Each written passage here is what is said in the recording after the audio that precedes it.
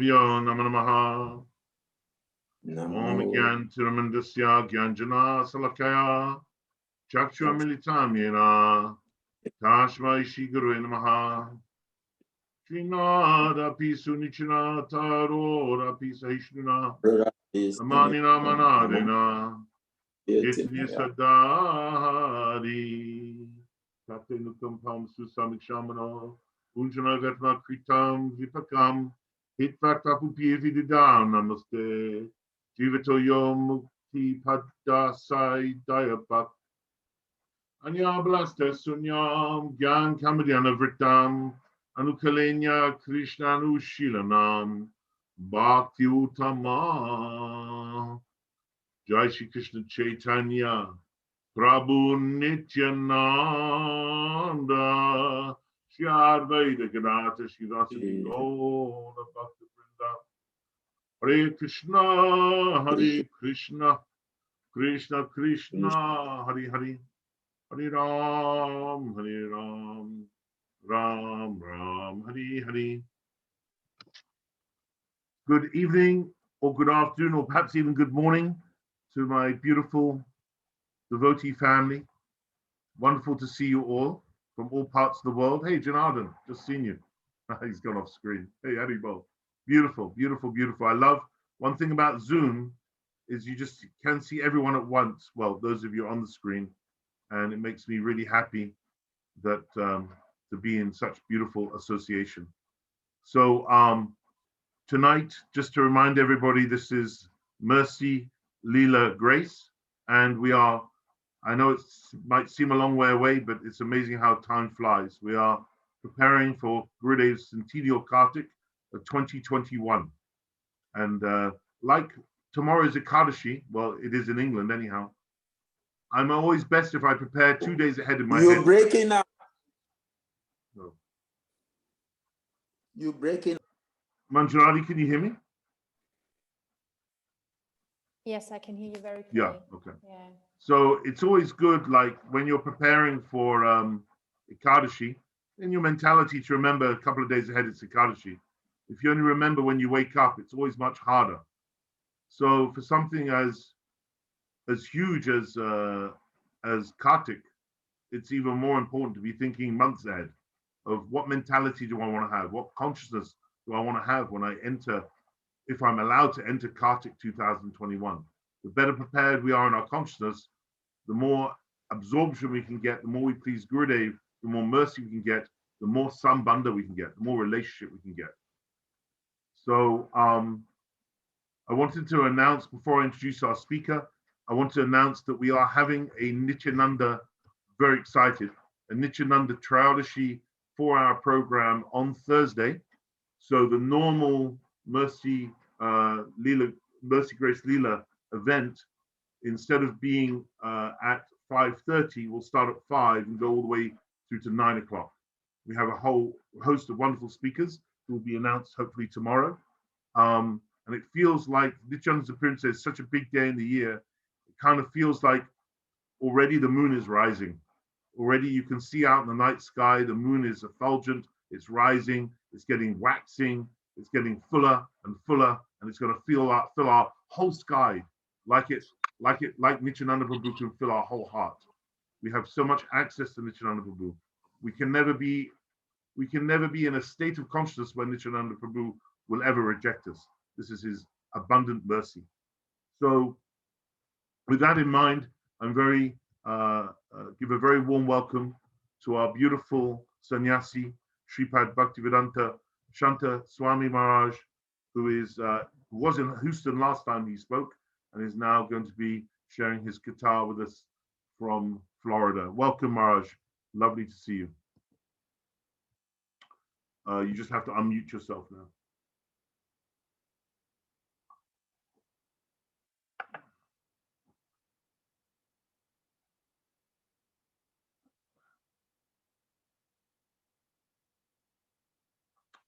The unmute button is in the bottom left-hand corner, Maharaj. Although I don't know what it is on the iPad, to be honest.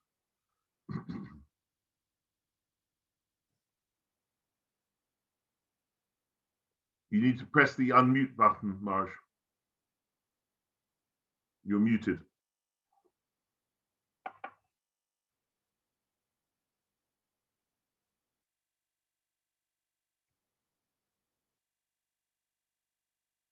Ah, Houston, we have a problem. It was going very well. He was okay before we started. Marge, can you not see the? I could request him to unmute. No, I've requested him. No, but you okay? I've done the request, but it doesn't seem to be. Yeah. Okay. Okay, we're good. Well done, Marge. Well done. Beautiful. All right. Over to you, Marge. Warm welcome. Yeah. Oma Gyanam Timirinda Sia Gyananjaya Salataya Shakshu Militam Yenata Asman Shri Guruve Namah. So I first of all offer my respectful obeisances to my Diksha Guru, Nitya Lila Pravista Vishnu Parasto Tarasat Shishman Srila Bhakti Vedanta Narayan Goswami Maharaj. He had come to the West to inundated with, the highest level of Krishna praying, which is Manjari Bhav. I also offer my respectful obeisances to my Sannyas Guru, Nitya Lila Pravesta Vishnu Parasto Tarasat Shishma Shila Bhakti Vigyan Bharati Goswami Maharaj, who has mercifully accepted such an ignorant fool like me into his fold. I also offer my respectful obeisances to my Siksha Guru, Srila Nitya Lila Pravista Vishnu Parasto Tarasa Shishima Srila Bhaktivedanta Swami Prabhupada, by whose mercy all of us, in fact, in the Western countries, can actually associate with each other here. Now, yesterday was Ramanuja Acharya's, disappearance day. So I would like to read just a little bit about his life. Then after that, I can go to reading on. Is everybody hearing me? Yes. Is Perfectly, everybody Marge. okay? Yes. Very good. Very good. Very clear. All right. So I will read a little bit about Ramanuja Acharya, birth and early pastimes. Ramanuja Acharya was born in 1017 AD on 12th day of Chaitra, March-April, on Panchami Titi. His father was Asuri Salvakritu Keshava Desika, and his mother was Kantamati Devi.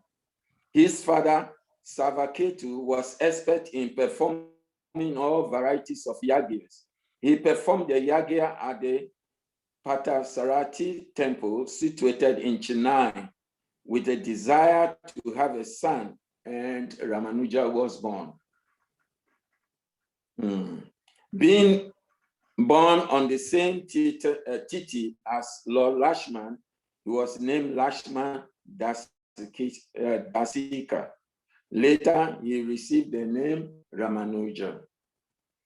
The birthplace of Ramanuja is Sri Parambudu in Tamil Nadu, which is just 32 kilometers away from Kanchipuram. When he was just a small boy, his father left this world. Ramanuja was also married off at an earlier age. His mother sent him to study under the tutelage of Yadava Prakash, a preacher of the Advaita philosophy. Ramanuja and his guru frequently disagreed in interpreting Vedic texts. Once, while Ramanuja was massaging, Yadava Prakash, he began explaining the meaning of a particular verse from the Chandogya Upanishad. Tasya yata kapyasam pundarikam eva asks Sini,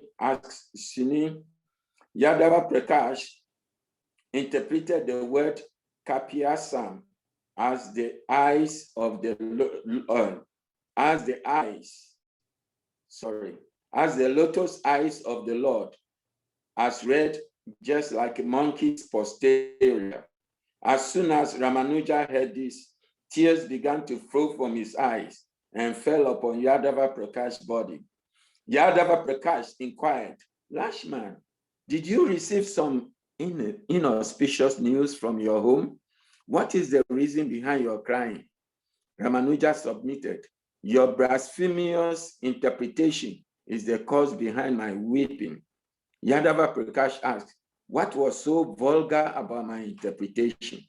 Then Ramanuja pronounced, the interpretation of the word Kapya Sam could also be Kampi Bati Iti Kapi, referring to the sun which evaporates moisture.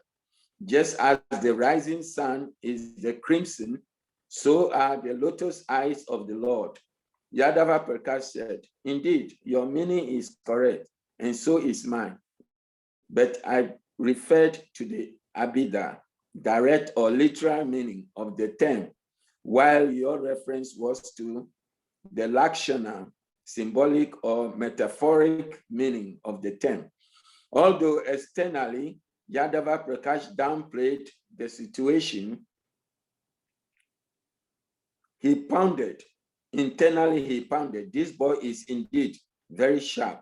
Therefore, in the future, he will challenge my interpretations. Therefore, he became wary of Ramanuja, and eventually he resolved to somehow eliminate him. Thus, Yadava Prakash and his son conspired. So we can see here that, in essence, all demoniac beings or people who do not have Krishna as their center always will talk about their own welfare. So here you can see Yadava Prakash was just thinking about his fame, how his name should be superior. So instead of accepting this young boy and then congratulating him on this, very great interpretation he gave to him, an observation that he made, Yadava Prakash was thinking, he's going to be a challenge to me. This is the mood of demoniac personalities, as explained in the Bhagavad Gita. The demoniacs are thinking always, if he's challenging me, I will have to do away with him. He cannot challenge my authority.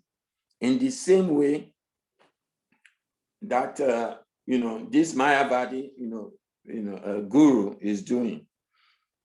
As a few days passed, Yadava Prakash made an announcement to all his disciples. It takes 3 months to scrutinizingly study the Vedanta, and thus we shall set out to Kasi. Interested candidates should ready themselves for the departure. We shall return after 3 months. Ramanuja asked for his mother's opinion, who said, there is no need to go. However, his aunt, Diti Mati Devi, approached his mother and affirmed, dear sister, you have to tolerate the separation from your son for the sake of his progress. I am too sending my son Govinda to Kashi. Then Kanti Mati Devi gave her consent. Govinda and Ramanuja, along with the other students, proceeded to Kashi. Upon reaching the Vrindachala forest, which was very dense and beautiful, they camped for the night near a freshwater facility. Ramanuja woke up early the following morning and went to take his bath. Upon his return, Govinda revealed, look, today is supposed to be the last day of your life because the conspiracy to eliminate you has already been hatched. So if you desire to live longer, you must escape. Ramanuja grabbed his wet clothes and immediately fled from that place. However, he encountered an unending dense forest in each direction he proceeded, and the sun was about to set. Overcome with intense thirst, Ramanuja thought, now there is no way of escaping, and soon the wild beast would devour me. Just then, he noticed a hunter and his wife seated underneath a tree. He approached them and asked, where are you heading? They replied, Kanchipuram. Ramanuja pleaded to accompany them, and they agreed. That hunter's wife, realizing that Ramanuja was thirsty, requested her husband to give him some water to drink. The hunter inquired, will you drink water? Ramanuja considered. How can I drink his water? I am a Brahmana, and this person is a hunter.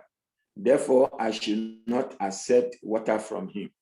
So in essence, Ramanuja, even though in difficulty and these people were going to help him, he was considering his life or his birth as a Brahmana. In the same way, as devotees, we have to be very careful. In this life, we have been given the opportunity to actually upgrade our consciousness. Now, if we are in this body and we don't make use of this body, in our next body, we may not have that opportunity. Why? Because in our next body, we may be born into, as I said the other time, an aristocratic family or a family, a Brahmana family, just like Ramanuja. And because of the pride of taking a high birth, we may lose the essence of our spiritual life, which is, surrendering onto the lotus feet of Krishna and his disciples and his devotees.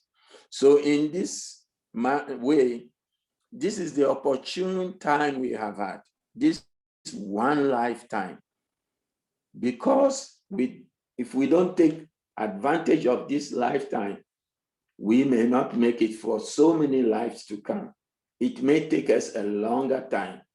So let's take this opportunity and make our sadhana stronger. Let's have deep faith in Guru and the Vaishnavas. Let's have deep faith in Lord Nityananda. So in essence, to just end this story, Ramanuja walked with the hunter and the wife, and they were able to bring him to Kanchipuram. It's a long story, but I will just end here so that I can go to Chaitanya Bhagavat, Adya Lila chapter 9, and get something, on Lord Nityananda Prabhu. So Ramanuja Acharya Prabhu ki jayo. Is everybody listening? Mm-hmm.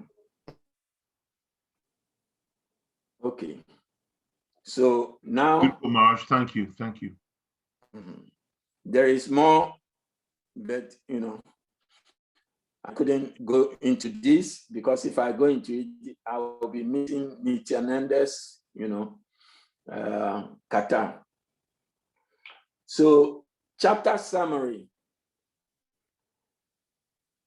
First, before I even go into reading about Nityananda Prabhu, who is Lord Nityananda? Nityananda is no other than Lord Balaram himself. And we know of Lord Balaram in Krishna Lila. And who is Lord Balaram? Lord Balaram is one of the principal energies, the first manifestation of Krishna. And Lord Balaram, Krishna has three internal energies, Swarup. Now, one is the Chit Shakti, the other is Sat, and the another is Ananda. And the manifestation of Lord Balaram is in charge of the Sat Shakti. This Shakti, Sadhana Shakti, is actually encompassing all the creation. Everything you see in the creation is coming from this Sadhana Shakti, which is the manifestation or totally in control by Lord Nityananda or Lord Balaram. Now, the same Lord Balaram in Krishna Lila manifested, was sent by Krishna in his pastime of Gauranga to come and help him. So Chaitanya Bhagavat Adi Lila chapter 9 talks about the summary. I will first read the summary, then I'll go into the chapter. This chapter describes the childhood pastimes of Nityananda up to his 12th year, which time he reenacted divine pastimes of Krishna, Ram, Vamana, and the other avatars of Vishnu. This chapter also describes his tour of different holy places, which continued until his 20th year. On the order of Gora Krishna, Anantadev had already made his appearance in the village of Ekachakra in Radhadesh. In this way, Nityananda Prabhu appeared like the moon from the sea of the womb of Parvati, the wife of Hriday Oja. And just like the rising moon, he dispelled all the darkness covering the land of Radha by his auspicious appearance. As a child, Nityananda constantly played with his boyhood friends, imitating the pastimes of Krishna. Once, his friends took the role of the assembly of gods, who were desirous of petitioning the Lord to relieve the burden of evil oppressing the earth. Nityananda Prabhu took with him a child who was dressed as Mother Earth, and together the children who uttered the roles of different assembled gods. He went to the banks of the river Ganges. There he addressed the Lord, who rests in the ocean of milk, Kshirodakasai Vishnu. At that time, one of the children took the part of Lord Vishnu, and hiding unseen by the other children, spoke in a great voice that is loud and clear. I shall surely be born in Goloka Mathura to lighten the burden of the earth. And so Nityananda Prabhu enacted the different pastimes of Krishna. The Lord performed during the Dwapar age. He enacted pastimes of the marriage of Vasudeva and Devaki, the birth of Sri Krishna in the prison of Kams, the journey of Vasudeva to Nandagram, and how he carried Krishna over the Yamuna River, as well as his return from Nandagram, and how he brought Mahamaya, who had just appeared as the daughter of Yashoda. He enacted the slaying of Putana, the breaking of the cat, Krishna's butter-stealing pastimes, the slaying of the demons, Dhanuka, Aga, and Baka. He also displayed the pastimes of pasturing of the cows, the lifting of Govardhan Hill, the stealing of the gopis' clothes, and the Lord's bestower of mercy upon the wives of the sacrificial Brahmanes. He performed the pastimes of sending secret advice to camps in the guise of Narad, the killing of Kuvelaya elephant, and the restless Chanura and Mustaka, and the killing of camps. So here he's referring to, Narada Muni being very nosy. So when Kams decided, had a good heart, at one point he said, if it is the 8th son of my sister who will kill me, why should I imprison her? I should let her, stay outside, free until the 8th child is born. Then I can capture the 8th son. But Narada Muni had different, mood. He wanted everything to be speeded up. So he went to Kamsa and said, look, Kamsa, the demigods and, Vishnu, they can play tricks on you. This child could be born anywhere. So you may not know. So better for you to put Devaki and the husband in prison. And in this way, he facilitated the coming of the Lord very fast. Why? Because anytime a child was born, Kamsa will kill the child. So,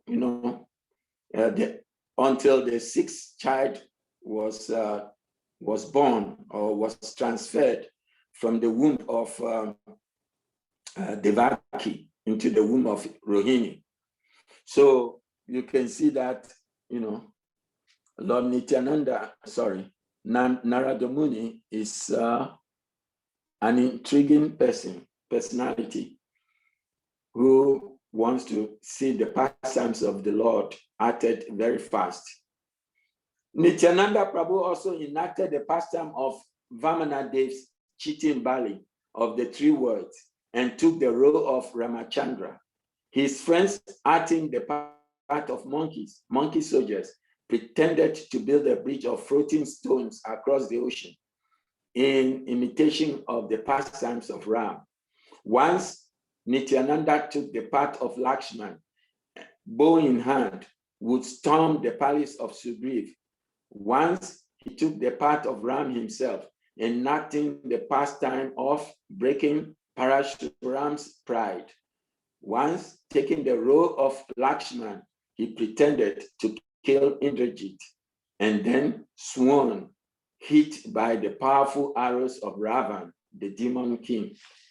He would enact pastimes of having the medicine from Gandhamadana hill brought by Hanuman and would recover from his wounds after receiving the medicine. Nityananda spent 12 years enacting these kinds of pastimes. At that time, he went to visit the different holy places in order to purify them from the sins left behind by the pilgrims who visit them. He toured the holy places in both northern and southern India on the pretext of pilgrimage, and in this way was occupied until his 20th year, when he arrived in Navadvip and met Chaitanya Mahaprabhu. In the course of his wandering through the different holy places, Nityananda Prabhu met Madhavrinda Puri, Ishwara Puri, and Brahmananda Puri. Nityananda passed many days enjoying the ecstasy of Krishna Katha in the company of Madhavrinda Puri and his disciples. He then visited Chetu Banda, Dana Tita, Mayapuri, Avanti, Godavari, Jiyura, Nishimha, Devapari, Trimala, Kumashetra, and many other places. Now, let me just make a point here. When Lord Nityananda was 12 years old, a very, a great sage, many people were saying that sage was Lakshmipati, went to the house of the parent and asked the father to let Nityananda Prabhu accompany him on pilgrimage. But the father at that time was very, very reluctant, because he was feeling, Nityananda was very young and was a connoisseur of the whole village. If he left, many people will, will be feeling unhappy about that. And he, the father, was thinking if Nityananda Prabhu left, he will never maintain his life anymore. So he actually at the beginning refused. But then by dint of good counseling, he let Nityananda accompany this great sadhu. Many people said this sadhu was actually Lakshmi Pati, and he later on in his travels met all these great souls, Madhavendra Puri and so forth. And by this way, he was able to while away his time. Now, this was where, they said he was initiated by Madhavendra Puri. But according to other books, the person who actually initiated him was Lakshmi Pati. So Madhavendra Puri was actually his god brother. Madhavendra Puri was his god brother. And from there, he went around traveling to holy places until he was 20 years old when he went to Mathura, Vrindavan. At last, he arrived at Jagannath Puri, where he took darshan of Jagannath Dev and was profoundly moved to ecstasy upon seeing the deity. From Jagannath Puri, he returned again to Mathura. The chapter closes with an explanation of Lord Nityananda's renunciation. Lord Nityananda is identical with the powerful Balaram himself. Manifest during this period his pastimes of preaching the holy name in love of God. The chapter concludes with description of the greatness of Nityananda Balaram. All glories to Sri Krishna Chaitanya, the ocean of mercy. All glories to Nityananda Prabhu, the friend of the helpless. All glories to the life and soul of Sri Advaita Chandra. All glories to he who is the only shelter of Shrivas and Gadara. All glories to Vishwambara, the son of Jagannath Mishra, and Sachidev, who is always beloved by his devotees and followers. Before the advent of Sri Chaitanya Mahaprabhu, Ananta Dev himself had appeared on the order of the Lord. He took birth in Radhadesh to help Jagannath Mishra, as the son of Jagannath Mishra and Sachidev, who is always beloved by his devotees and followers.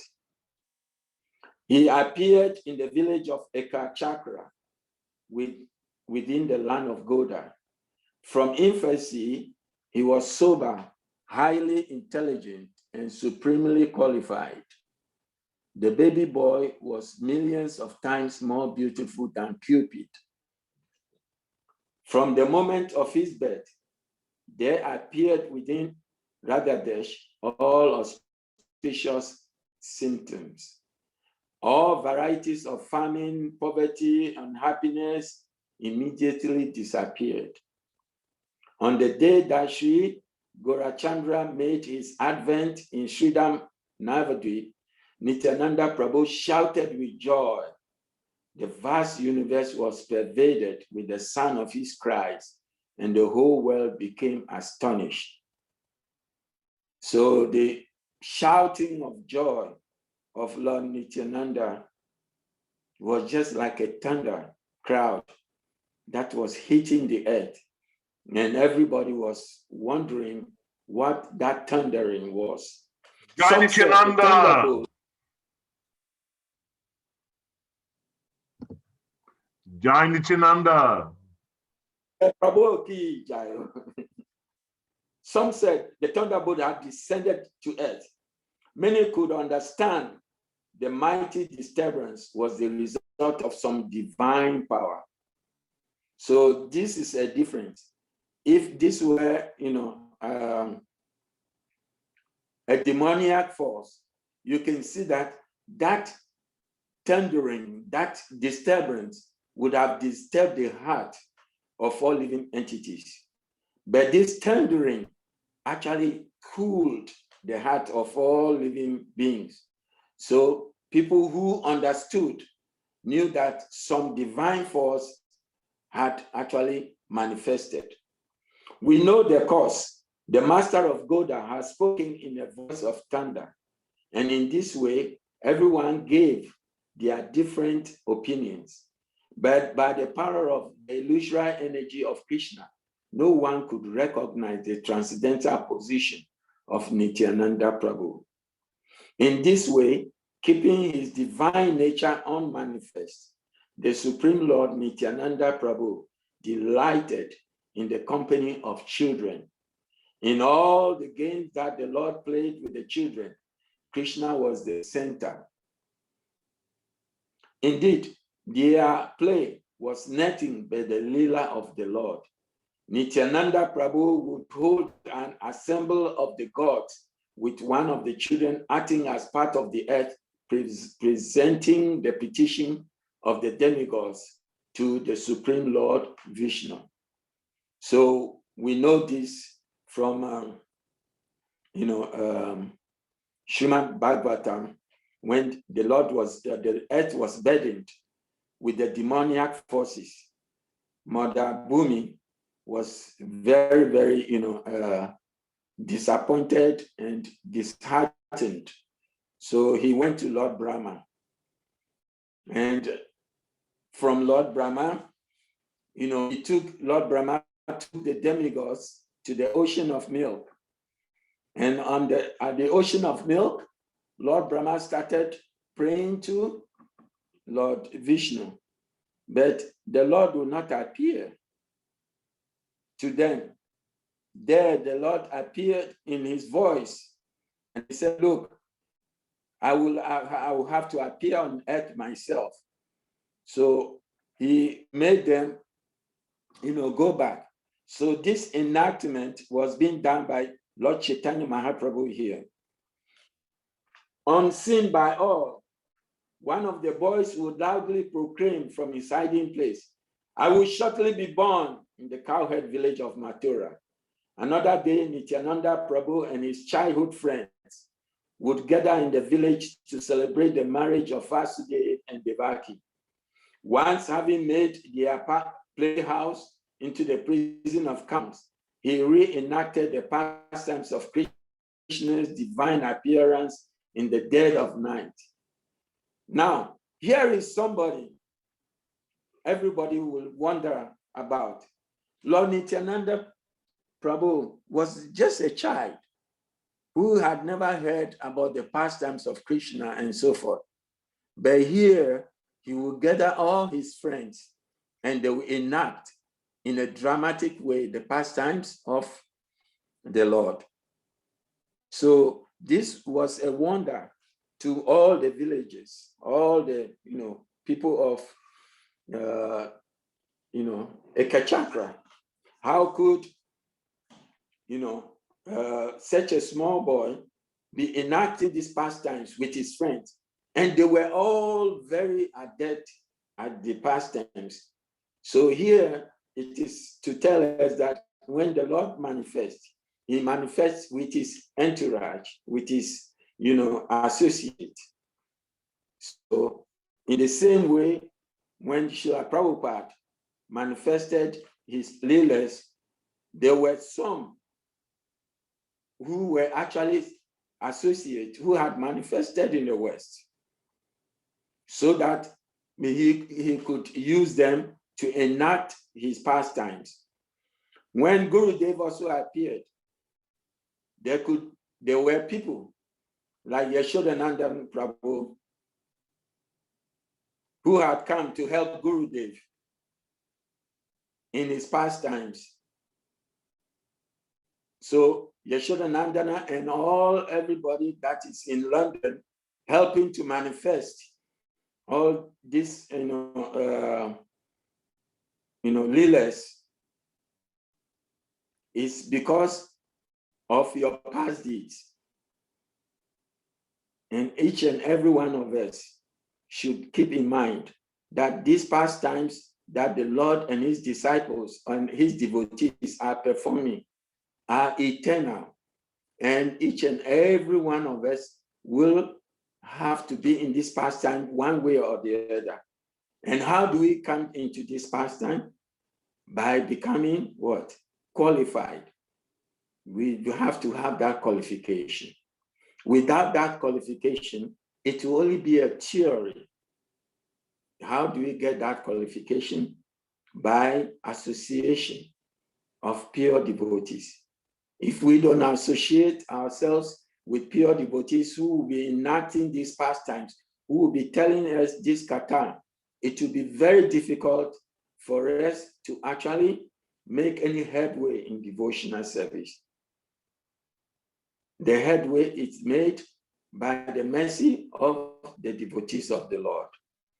The Lord himself may not be able to give us that mercy. That mercy will only come through his disciples or his associates. Sorry, I'm always using the word disciples. Another time, he dressed up one of the childhood friends as Putana, while another boy cramming his body pretended to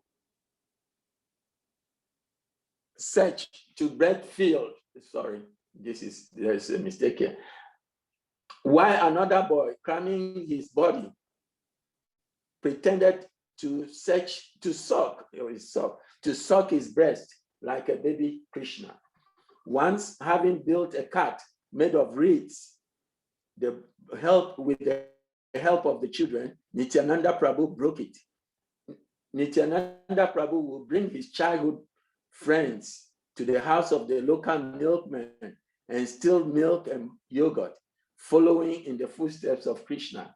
His friends never left his company, nor would they return to their homes, but day and night they will play in the company of Nityananda Prabhu. So here in the childhood pastime of Nityananda, he performed so many activities. So I will not read all of them. I would want to go ahead and read a little bit more on the... Raj, before you continue, can I ask a question, please? Yes. Actually, it's come from, you did answer it, but I just want to make sure it's fully answered. Krunamai, do you want to ask the question directly?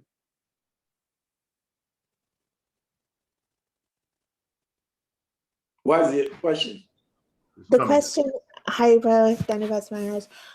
You were just saying about how we had to have the qualification to enter into the pastimes of Mahaprabhu and his associate. And I was just wondering what that qualification might be.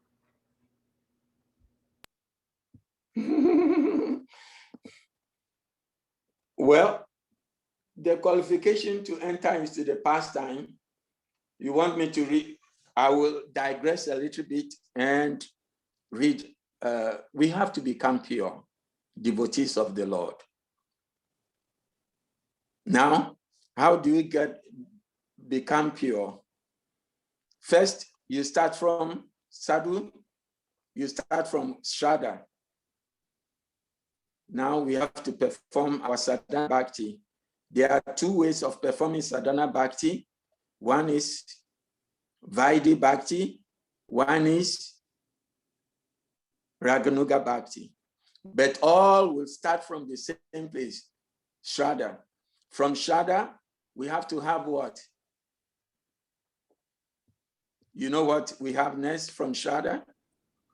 No. Shraddha, sadhu sangha. From shraddha, you have to get sadhu sangha. From sadhu sangha, okay, what is the next? From sadhu sangha? Bhajana kriya. Bhajana kriya. Then from bhajana kriya, what happened? What is bhajana kriya? Bhajana kriya means what? Activities. So activities in our bhajans, that is sadhana bhakti. that is Bhajana Kriya. So from Bhajana Kriya, the next level of realization will be what? Anatta? Anatta Nivriti. Anatta Nivriti. We have to get to the stage of Anatta Nivriti. Anatta Nivriti means clearing the mirror of the heart.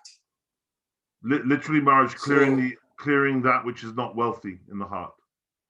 Yes. One thing that we should know is that there are 3 levels of clearing the heart. There are some people who have come to devotional service in the mood of goodness. Some people in the mood of goodness, passion, and ignorance. So people who have come in the mode of goodness, the mirror of the heart is layered with filth, and that filth is like dust.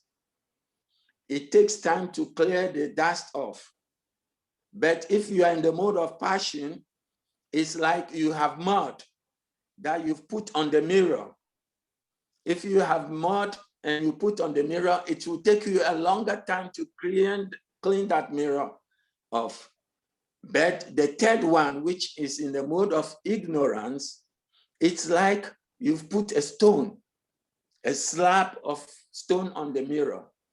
You have to use a slave hammer to break that.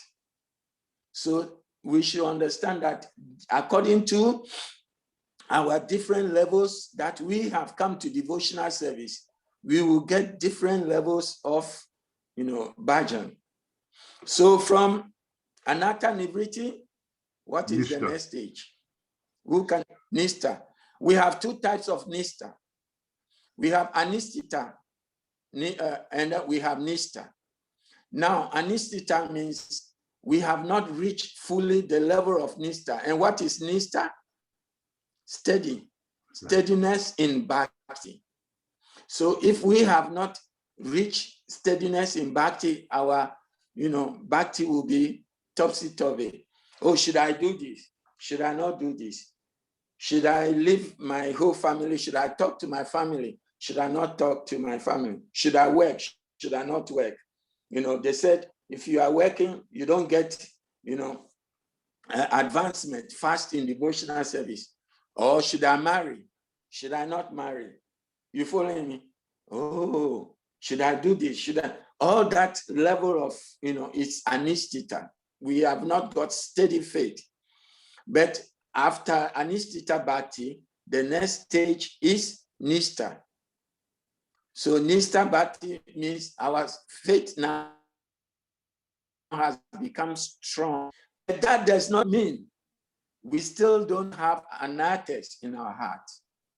There are different stages. If we read Madhurya Kadambini, Haribo. If we read Madhurya Kadambini, we will find out that there are different stages.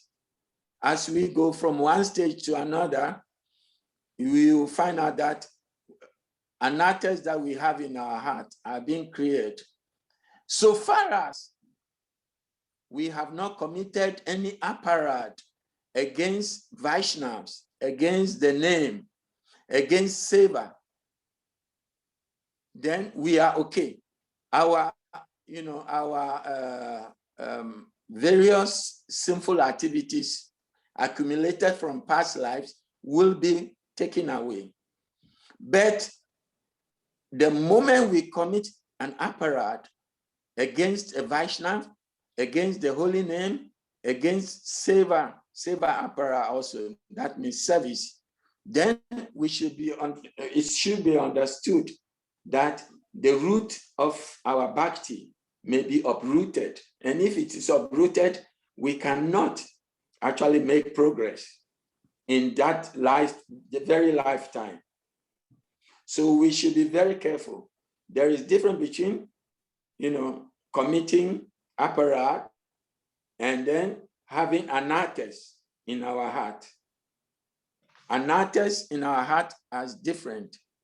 Anatas means, the impressions of our karmic debt from our previous lives and from this present life. those can easily be eradicated. But the major thing we should guard against is apparat, committing,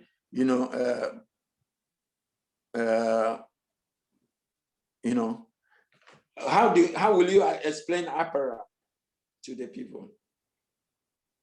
The best explanation I ever heard is that aparad literally means radha. You do something which was significantly not pleasing, such that Radha could not be present in the room. Say that again. Aparad, that which you do whereby it's displeasing enough that Radha cannot be in the room because it's displeasing, so she leaves the room. You are breaking off, but that apparat, as you are saying, means you commit sinful activities intentionally against the devotees of the Lord, or against the Lord, or against the holy name. Oh, in this Maharaj, way, you can never get a reprieve until you go to that person to whom you have offended. Then Maharaj, you can easily get reprieve. So sorry. Mm-hmm. It's very interesting. You use the word intentional. Let me finish. Yeah. Mm-hmm. Mm-hmm. Intentional. So the next is from Nista. Where do you go to? Ruchi. Ruchi. Ruchi means taste. And now we are having some taste in devotional service. Our faith is becoming more solid. And that taste we are having will, whenever we leave the sight of devotees a moment, then we will have some sort of, how do we call it? Taste. We feel that we have lost something. We have lost something in our life. So we don't want to leave the sight of the devotees. We don't want to leave the sight of, our Ishtadev. Now, from Ruchi, the next is what? Shakti. Ashakti. Ashakti simply means now we have become so, attached to the Ishtadev, to the object of our worship, so much so that not even a time will pass without us, being with them. So Ashakti means always you are very focused on your goal. You don't want to lose sight of that goal at all. That's Ashakti. And from there, what comes next? Bhav or Rati. Bhav or Rati. Yes. Bhav simply means the mood of praying is coming into our heart. The mood of praying is now coming into our heart. It is like last time I explained this, that when the sun, when the sun comes up early in the morning, you see it golden in the eastern sky. You can look at the sun, the golden sun. That is the stage when the Bhav has entered into us. From the stage of Bhav, we have to be very careful though, because there may be remnants of some, karmic debt within our heart. So at this stage also, we have to be, having sadhu sangha very, very seriously. Without sadhu sangha, anything can happen. So even at the stage of Bhav, one can fall down. Even at the stage of Bhav, one can fall down. So at the stage of Bhav, until that level is clear, when we have to leave the body, when we are able to maintain our bhav to the highest stage, when we leave the body, then we can attain prem. Prem can never be attained in the material body unless that personality is a Nitya Siddha. If you are Nitya Siddha, you can exhibit prem at any time, like Srila Prabhupada, like Gurudev.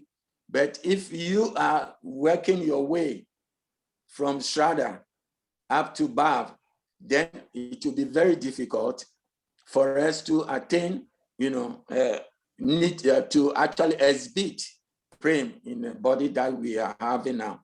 This material body can never attain, prem. You have to leave the body. So,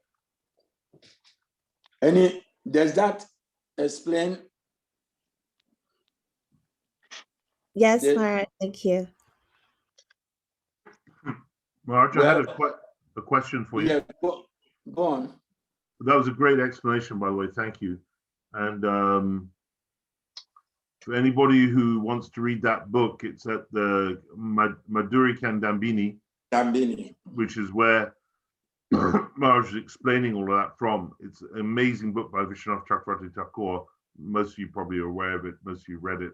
For those who haven't, it's available at the Pure Bhakti website in the English version in PDF form. You can just download it. Yeah. So the question I had another thing about this. One of our devotees, he has made this book into a Veda base. It's called Bhakti base. So if you go on the app session and you type in Bhakti base, you can get it. In America, you can get it for $1.99. It has all the books, virtually all the books of Gurudev. Great. Okay, what's your question? So the question was, I was very interested that you would use the word intentional, because generally devotees are we are aware of aparad very much. And sometimes there can be almost an overly fearful approach to aparad, whereby it gets in the way of natural jiva to jiva relationships. Yes. So you use the word intentional, which is quite a big word. So can you explain why you use that word intentional for the creation of aparad? Yes. So it is like this. I may, out of my service, devotional service in the temple, out of enthusiasm, I may commit some, make a mistake against somebody. But that mistake may not be intentional. Because that mistake is not intentional, if that devotee takes it very, to heart, that will not affect me. It may just, help hamper my devotional service for some time. But if that person comes to you, why did you do this? Why did you say this? You say, oh, I did not even mean it this way. I was talking about a different subject matter. So communication-wise, that person will understand. I will give you an example of this. There was once a Brahmana who was living in Radhakund, and Rupa Goswami was performing his bhajan. So in the bhajan, Krishna was seeing the pastimes of Krishna, and something in that pastime made him smile and laugh. So this Brahmana who was passing by, he was invalid. He was invalid, so he couldn't walk properly.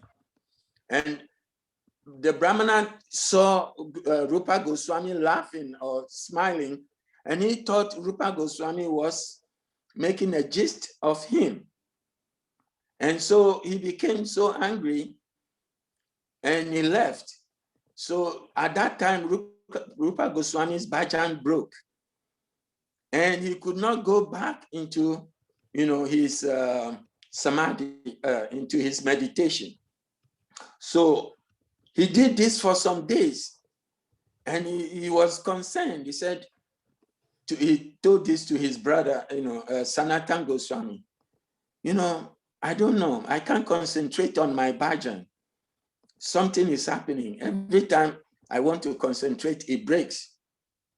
So Sanatan Goswami asked him, did you commit any offense against anybody? He said, no, I have not. But Sanatan Goswami said, somebody might have thought you have offended him. So this is making your bhajan to break. You are not having, steady bhajan. What you should do, make a feast and call everybody to come for that feast. The one who does not come, that person you have offended, and you can go to him and ask for forgiveness. So, Rupa Goswami did this. He invited everybody, all the, Babajis and everybody, they came and they partook. But that Brahmana did not come. So, Rupa Goswami went to the Brahmana and he asked, oh, I, had a feast for everybody and I invited everybody, but you didn't come. And the Brahmana said, why should I come? You were laughing at me the last time I was passing. He said, I was laughing at you. He said, yes, I was passing by, you were sitting down, but you were laughing at me. And, Rupa Goswami could understand that it was, his bhajan. He was actually laughing at some, Lila pastimes of Radha and Krishna in their bhajan, in his bhajan, that has caused this problem. So he was able to beg this man's forgiveness. No, I didn't mean it this way. I was just meditating, and, was laughing at, certain pastimes. So this Brahmana rather became, apprehensive that he has committed offense. So we have to be very careful, the intention with which somebody is giving us or correcting us or saying something to us. He may not mean it the way we are taking it. So that, cannot be an apara. It may affect you temporarily, but it is not. But apara means you intentionally are doing things that have been forbidden in the scriptures that you shouldn't do against your Gurudev, against Vaishnavas, against the holy name. Even if you commit apara against the holy name does not take it very serious. The real thing is against Guru and Vaishnavas.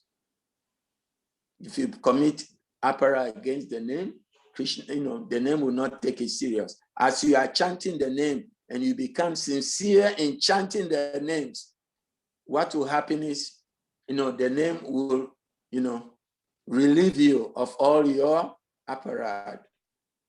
But if you commit, apparat against saintly people, it's like a mad elephant effect. The mad elephant will go into the garden and destroy everything that you have cultivated in that garden. It will uproot everything. So we should be we should be very careful, how we deal with each other. That's why Guru Dev even says that we should be careful not to gossip, because the moment we start gossiping, we are building a bridge to link the, the offender or whoever we are, talking about to ourselves. And whatever they have done will come into us. I will give you one example again before, what time do I have? It's 30. How much do you need, Maharaj? I mean, you're on a roll. It's About great. 30 minutes. Huh? How much do you need? How much time do you need, Maharaj? 10 no, minutes? it's okay. Carry on. I need Great. the whole. So I will give you another example. There was this case of the Brahmana and a prostitute. I know many of you know this story. The Brahmana always was performing puja for people. And he was always, people were coming, he was, very much, strict, doing his puja, doing his sadhana. But just across the street was this prostitute. But out of want, she will bring men to the house, so that she can have money to maintain her family. But always she is thinking, how can I be like this Brahmana? Look how this Brahmana is. The life is pure. He's doing everything correctly. So she was always thinking about the Brahmana, positive activities, very pure activities. Whilst the Brahmana is always thinking about the woman. Oh, here goes another man to the house. Oh, here goes another man. Counting the number of people who will go to this prostitute in a day. So at the end of the Brahmana's life, or it was the woman.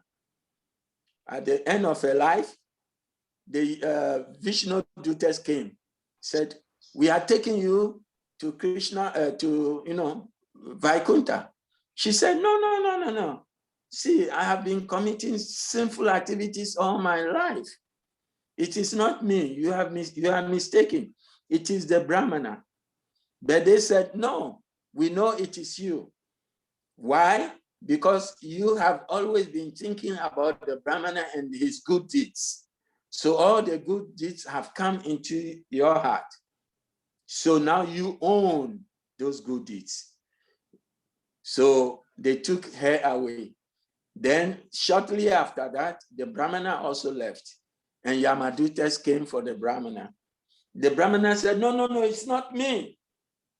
It's that prostitute over there. I've been worshiping the Lord all my life. Why should you come for me? But the Yamadutas were saying, no, it is you, because you've built a bridge, to link yourself to the bad deeds of this woman. So in this way, we should be very careful how we conduct our activities, how we talk about people. So if we are gossipers, we should limit our gossip, because this will only, create disturbances in our bhajan. Yeah. Okay. Very nice. Okay, now we can go a little bit.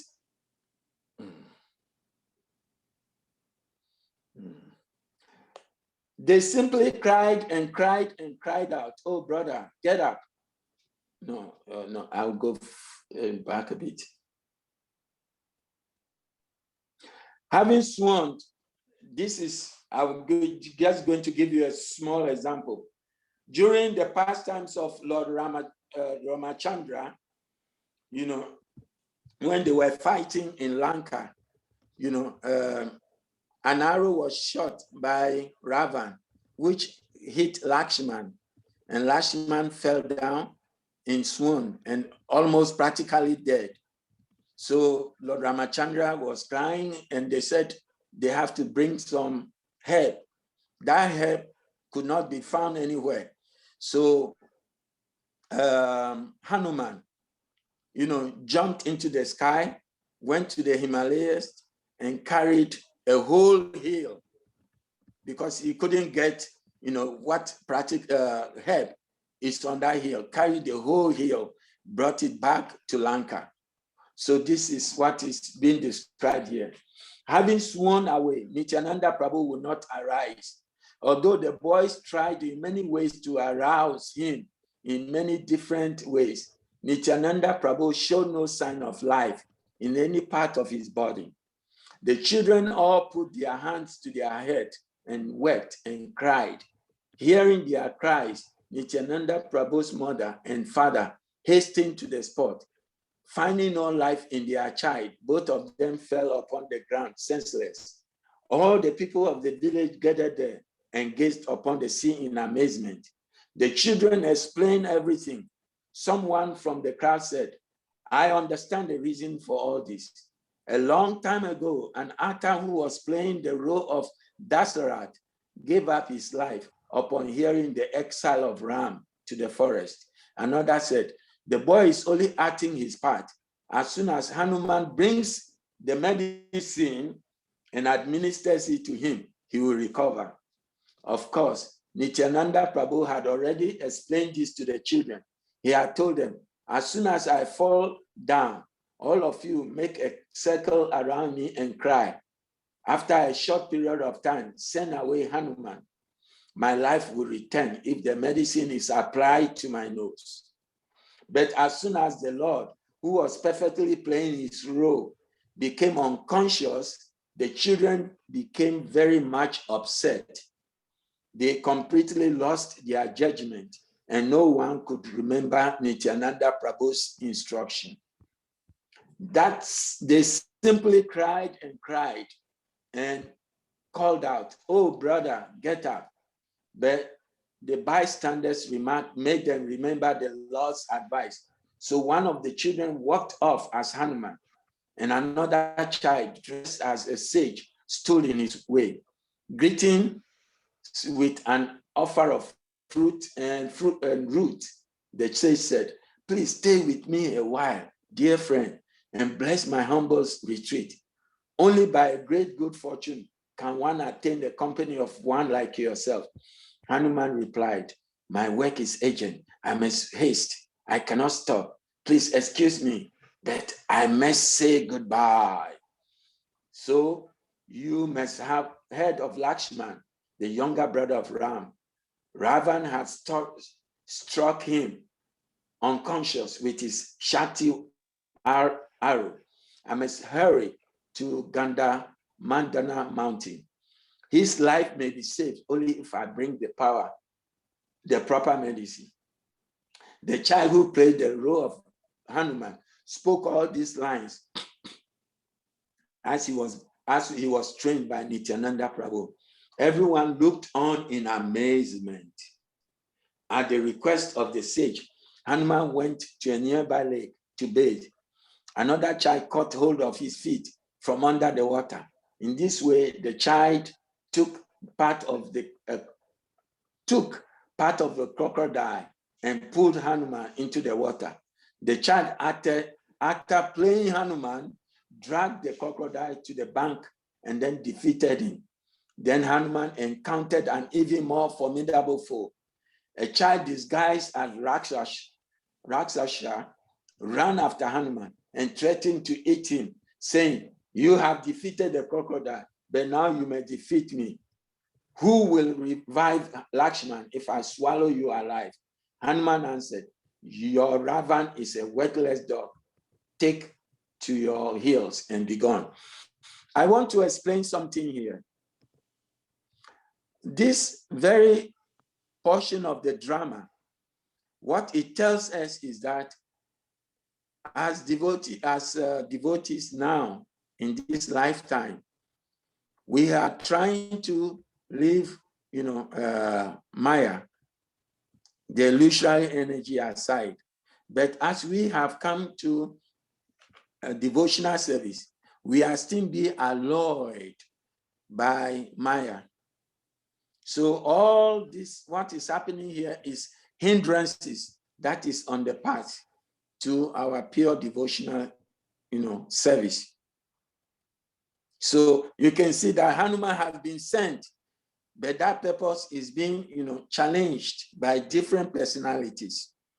If Hanuman were to tell the sage, oh, I can stay with you for some time, then what will happen? Then, Lakshman may have lost his life. But here, Hanuman was one-pointed in his, mission. That one-pointedness is what Gurudev has been speaking about all the time. Gurudev is saying we should be one-pointed in our devotional service. So as we are performing devotional service, our mood will be, I want to achieve this goal. So in this, today, you said, I'm chanting 8 rounds. That should be my goal every day. Tomorrow, you use that 8 rounds as your stepping stone to chanting 16 rounds. Then 16 rounds now becomes your sadhana, the sadhana bhajan. And now 32 rounds will become your goal. From that, you actually evolve to that gradually. If we do like this, then we can succeed. But if we said we want to jump from one area to another, it will be very difficult to jump from one stage to another stage where we are not. We become frustrated by that. Our frustration will lead us to our downfall. Our downfall will be what? To leave devotional service entirely, or to become frustrated in such a way that we become offensive to devotees. So we have to be very careful in performing our bhajan. If it is too much for you, be very careful. You can go to your authority and ask, please, can I be relieved? Can I do a little less? So that I can have more enthusiasm to do the next. If not that, some people will take too much upon themselves. And if you have too much load on you, it will weigh you down. And when that happens, you may, lose sight of the actual goal of your devotion. So here, Hanuman is not losing any sight, even though he's being brought down, everything, but his mood was to go to the mountain and bring the herb. In this way, 2 children fought with each other until they have other one by the hair. They began beating each other with their fist. After some time, Hanuman defeated the Rakshasa. So in this way, Hanuman fought his way and brought back the herb. And the herb was used to revive, Lakshman. You know about these stories. I just want to move a little bit and go into another account. Maharaj, we've got 8 minutes and we've got a question. Okay. Yes. Yeah. Prabhu? Dandavats Maharaj. Dandavat. A sincere question about Hare Krishna. Some doubt came in my mind, and I'd like you to clarify it. The story of the Brahmin and the prostitute.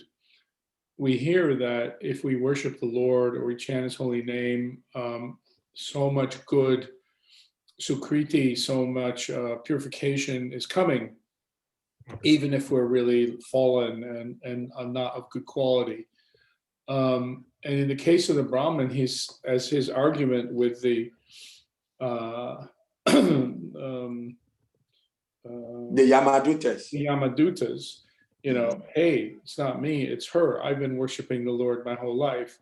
So how do we reconcile that idea that he's lived a life of piety, at least worshiping the Lord, and yet that seems not to have made a good balance and he has to, go and see the Yamadutas. Is that because she's actually a Vaishnava in a way? Because, is he making offense to her as a Vaishnava, or can you explain Okay, I will explain this.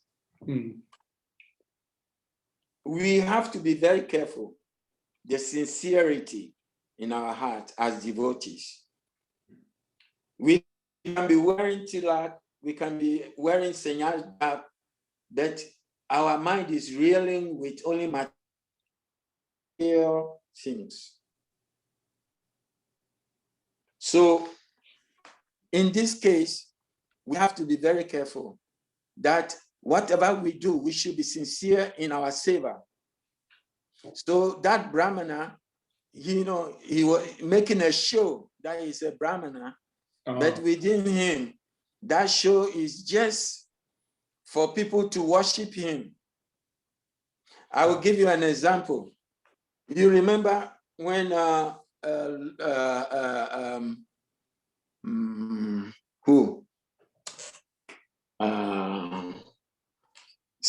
sorry, my mind goes off. Don't worry. So old man.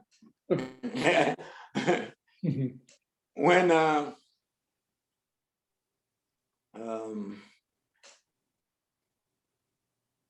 okay, I will tell the story. You tell me the person is who was beaten in 21 marketplaces. Haridas Thakur. You see how my mind goes. I'm sorry. I know. It happens to me. Yeah, Maharaja. He was walking on the road and he saw a snake charmer.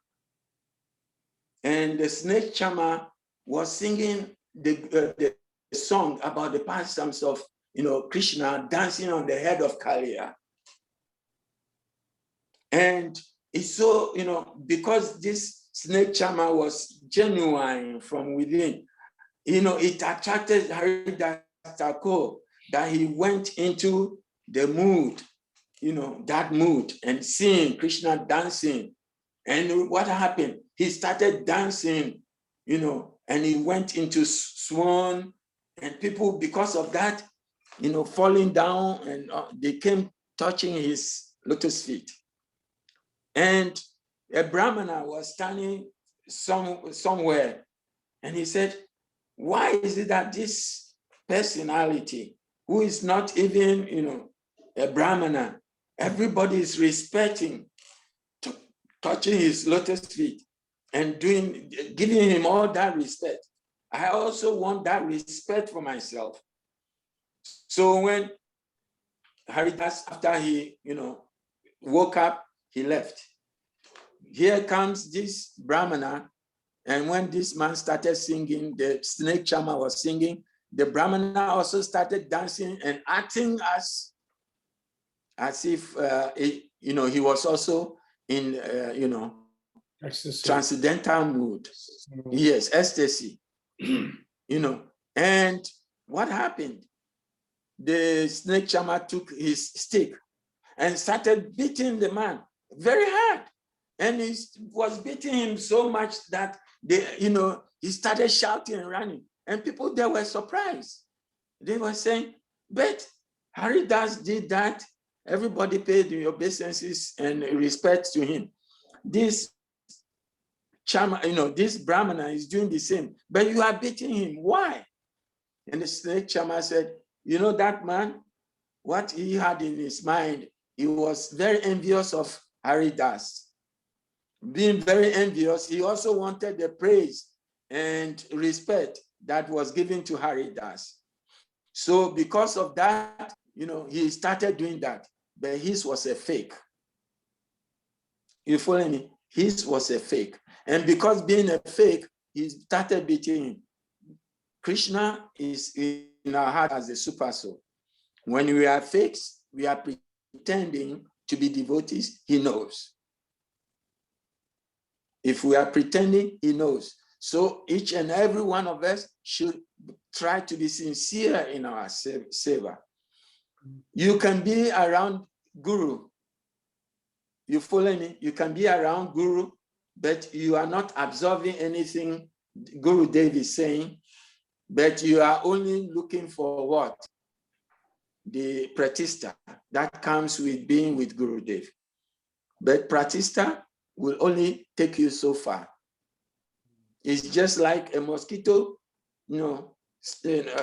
perching on the body of a great soul. It will only draw blood, nothing else. So in the same way, there are devotees who, instead of endeavoring to be sincere in whatever they are doing, they want to be pretentious.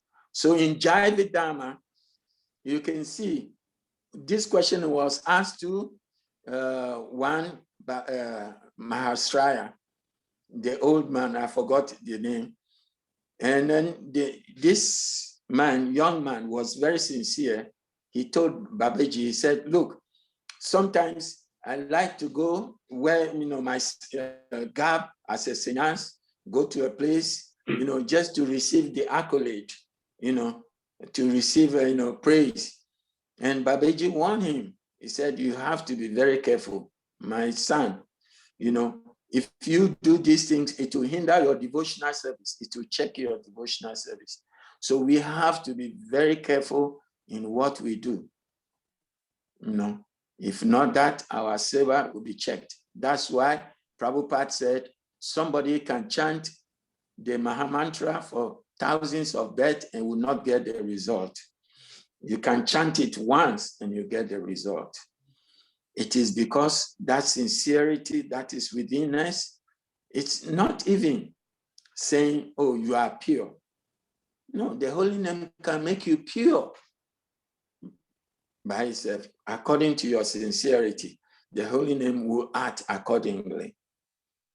So many a times we are chanting the holy names of the Lord and we are not being sincere.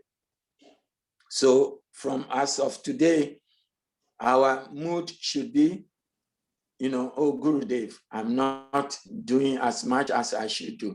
Sincerely beg Gurudev for his mercy. And Gurudev will send you, association that will actually revive or improve our devotional service. So this is what we should be doing. Thank you very much, Maharaj. That was very beautiful, excellent explanation. Thank you so much. So do we have more? I'm sure the time is 2 now here. Oh, yeah, no, I actually have to go, Maharaj. If anyone wants, I was going to say, if you want to stay on, I was going to invite Budara to finish the emceeing. If you Budara Prabhu. Yes, Maharaj. I'm happy to do that. Did you come when Gurudev was in Washington, D.C., 1997? Were you there? I was not in Washington, D.C. No. Oh, okay. I thought you were there. You came, but I've met you many places in. Yeah, we've met in different places, Maharaj. Yeah. Maharaj, forgive me. I need to go now. Dandavat. That was a beautiful, beautiful presentation, and the last answer was really impactful. I deeply appreciate it. Dandavat pranams, and thank you, Budara, for taking over. Well, thank you. Now, so I have control. Oh, okay. So yeah, I'm going to make you co-host actually, so you can mute people and things if you need to. Okay. If anybody has any more questions. Yes. Oh, actually, Manjulali, you need to make Budara co-host. Okay. So we have some coordinators here too, right? Yes. So what? No, people will directly. If anyone wants to ask a question, just send it through to Budara. Okay. And just check your chat. Yeah. Okay. So I've got my chat window open. If anybody wants to ask Maharaj a question, please feel free. Any question? Yeah. Anything? Any question? Any question? You'll be sending it to Lalita Losley Williams. I don't really look like Lalita, but You can send it to her, and I'm on her machine right now. I'll change the name.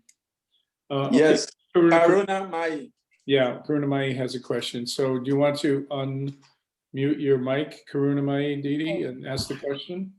Yeah, I don't need to do a video. My question, okay, so thank you very much about answering about the qualification. The reason actually I asked that question is because I am reading Madhurya Kandambini, and at the beginning of Madhurya Kandambini, it talks about how Mahaprabhu gave prem and liberated everyone. And I should find that exact verse, but so I was wondering, I'm still trying to understand how he is giving prem, but still we're going through all of the processes of bhakti at the same time. So I'm just wondering, how is it different in the way that Mahaprabhu, what is it that he gave to his associates at that time that is different than maybe people in another period who didn't receive Mahaprabhu's mercy? Okay, thank you for this nice question. It's a great question. Now, remember, this last time I quoted this verse, Brahmanda Brahmeti Punayava Bhagava Jiva, Guru Krishna Prasada Pai, Bhakti Lata Beach. See, as jivas, we have been wandering in this material world over and over and over and over again. So this lifetime, we are at the mercy, we have the mercy of meeting Mahaprabhu's devotees who are giving us this knowledge. So with the countless number of lives we have left, it's countless, it's beginningless. But we know that now that we have met Mahaprabhu and his associate, they are giving us mercy, there will be an end to the surgeon we are making in this material world. That is his mercy. And not only that, the mercy of Mahaprabhu is not only in that moment. He has come to induct us to actually serve in the service of Radharani, which is even unheard of. So Mahaprabhu did not come to give Vaidhi Bhakti. Vaidhi Bhakti means the scriptural injunctions. We are performing devotional service. If you don't, do this, you go to hell. If you don't do this, you get this result. That type of, religious activities does not impress the Lord. The Lord wants to give us the mood by which we can be spontaneous with him, not be very much in awe and reverence with his Ashwaya. Ashwaya means all, his all his potencies, the richness, the beauty, and everything that the Lord has. Everybody looking upon this and they said, wow, the Lord should be very, very great. He's a great soul. No, what we are doing, what the Lord Mahaprabhu came to give us is to give us, the mood by which we can easily approach the Lord and offer him respect without having that mood of, awe and reverence, the Ashwaya mood. This Ashwaya mood is killing devotional service. If you have this Ashwaya mood, you can only attain, Vaikuntha. You can never attain Krishna Loka. So even though Mahaprabhu has come to give this, it may take few lifetimes, but we are now on the royal road back home, back to Godhead. This is the essence of it. So as I was saying before, if we take this very seriously, then gradually, our different, ways will be open up for us. Now, what we are doing is called Sukriti.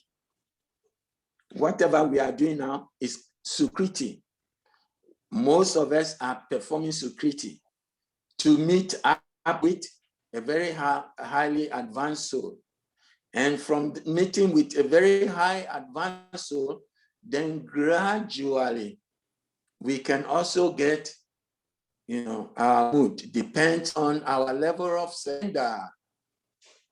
Last time I asked this, depending on our level of surrender, we can advance faster, or we can, some people can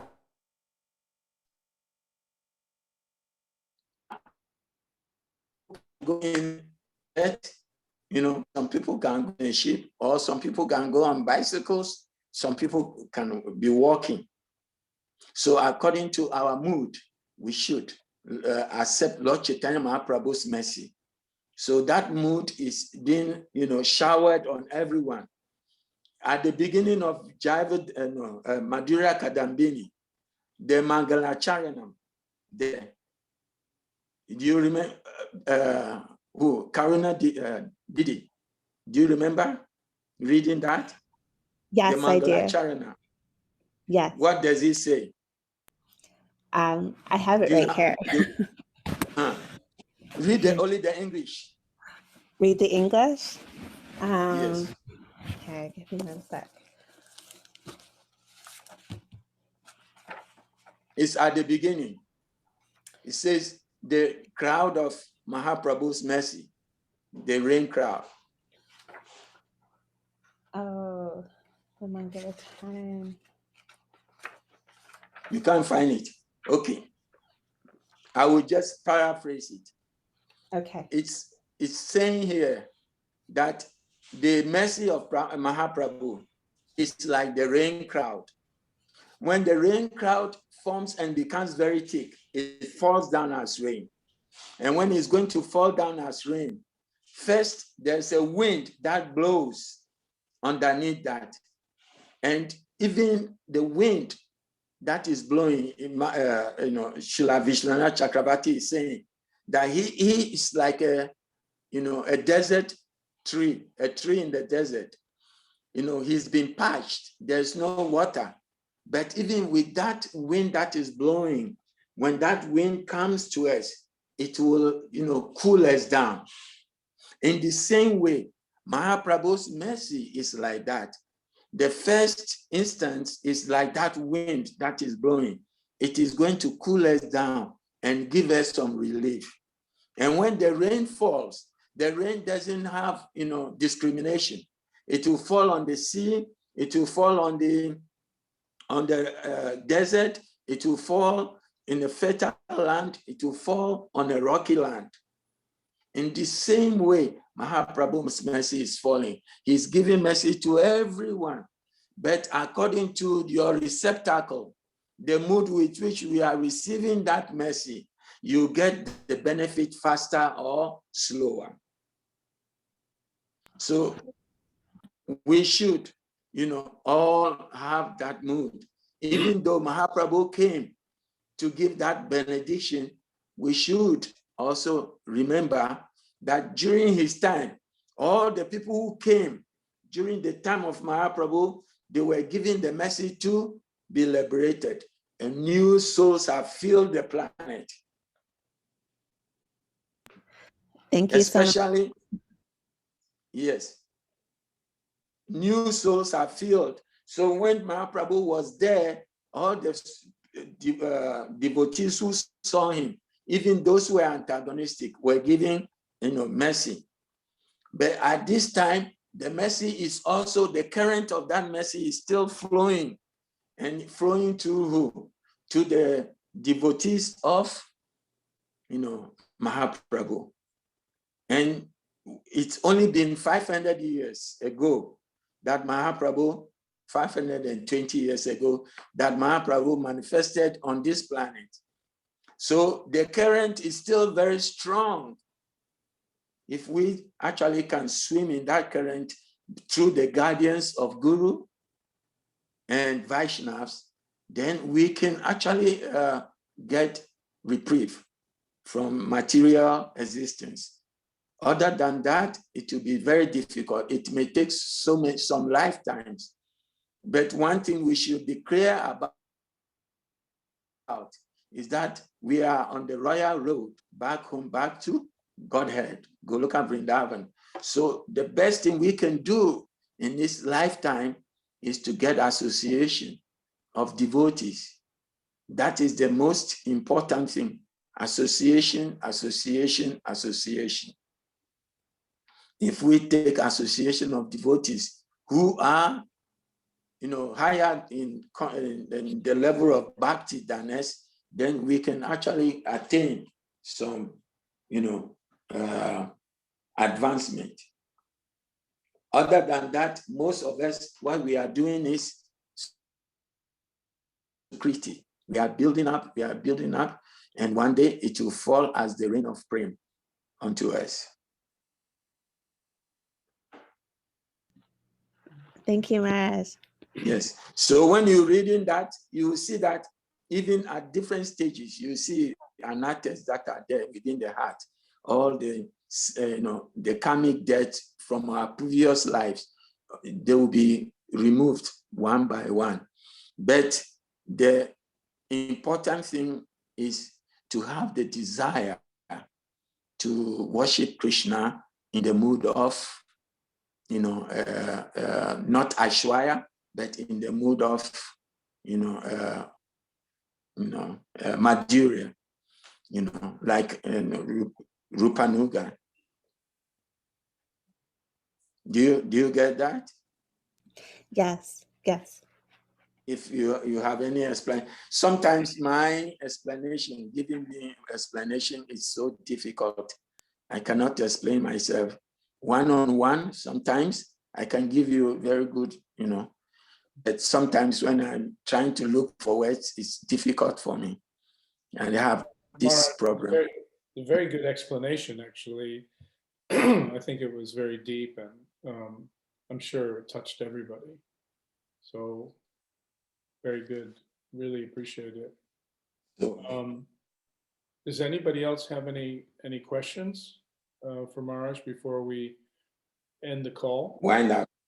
Yeah, I mean, I don't know if you have the time, Maharaj, but if maybe. No, I don't care. You don't care. Okay. I don't care. Okay. I don't know, anybody can just type something into the chat session. While we're waiting, we'll give it a minute or two. I just remembered that this is an example of me forgetting important things, but I was in Washington. Yes, I did see you. I did see you in Washington. We were staying at Atul Krishna's house. You even came to my house in Gitanagri. Yeah. That's right. So anyway, that's my failing memory. You were in the house for 1 week. Yeah, thank you for reminding me. Well, it looks like we don't have any more questions. Any more questions? No. Do you have any questions? Yeah, questions. That's great. Well, the only question really is, well, when are we going to see you again? That would be amazing to hear you speak again. Yeah, amazing. I have to apologize, first, that if I made mistakes, please, it is just, in my enthusiasm to give Krishna Katha, but sometimes I am limited by my English. Not that I can't speak the English, but for some reason, I have some block that when I want to speak Katha, I'm blocked. And I've explained this to Prabhuji. So if I'm being blocked anywhere, just feel free. Maybe it is in my mood, to be like that, but forgive me. And I wish all of you, Krishna, Bhakti, the real Bhakti, the praying, one day. Today, we may not have the opportunity, but we should be, patient. Just work at it gradually. Everything will come up. Don't think we want to see Krishna, but we should act in such a way that Krishna and his devotees will want to see us. You follow me? We should act in such a way that Krishna himself will say, I have my devotee here, I want to go and see. Krishna will do that. So we should just be patient and then be sincere in our practice. All this will come to pass. If not in this lifetime, another lifetime. The sincerity and the enthusiasm will carry us forward. Hare Krishna. Hare Krishna Hare Maharaj. Krishna. Thank you. Thank you. Vancha kapataribhyascha kripa sindhubhya vacha patitanam pavanibhyo vaishnavibhyo namo namah. Very reassuring words, and I'm sure that everybody here feels like I do, that maybe your English is somewhat imperfect, but your heart is not imperfect like your English. So the message came across. So thank you very much for that. Really very inspiring. I'm sure everybody agrees with me. Haribol. Haribol. Haribol. Hare Krishna.